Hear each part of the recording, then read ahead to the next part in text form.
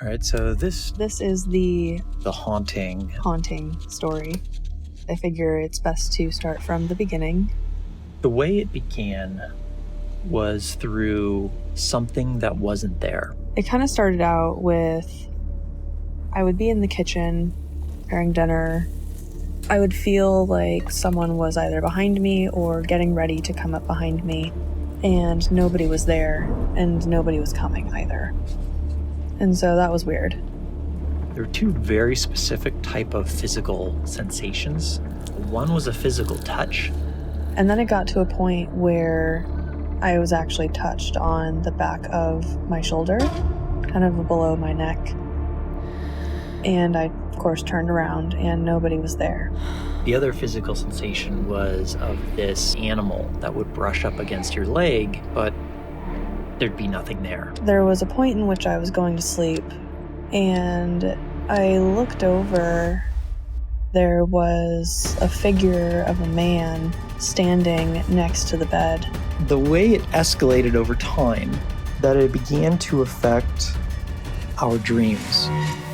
The dreaming stayed right in between being asleep and being awake. And I tried to reach over to wake Brett up, but I couldn't reach over. I wasn't able to move. The most significant event, it was the middle of the night.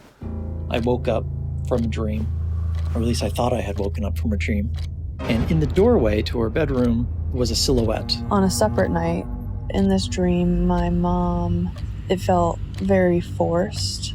We ended up getting into some kind of altercation. It got to the point where we were struggling physically. And I was like, this is not at all my mom. It was a very tall figure, but there were no discernible features, and it had a very large frame. I mean, its head was basically touching the top of the door frame. And as I was struggling and I couldn't get out of this grip, I ended up spitting on her face. And when I did that, her face almost split like a curtain.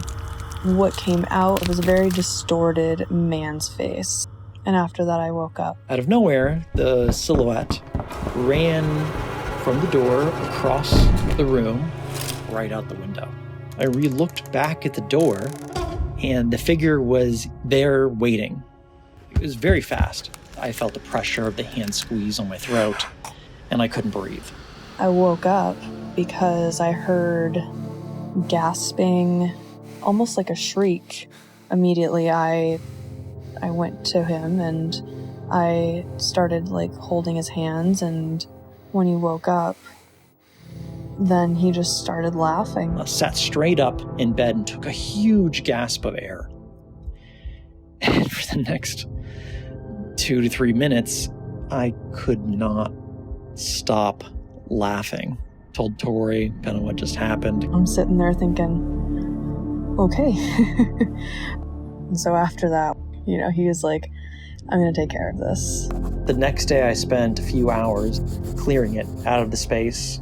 It was something that would get joy out of torturing type of energy, something that liked to be a menace, to scare. It really enjoyed that. We ended up getting necklaces that had protective energy in them. And I've never been a crystal person before, but they worked really well.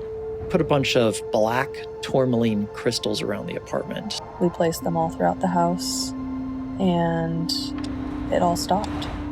That was the end of that.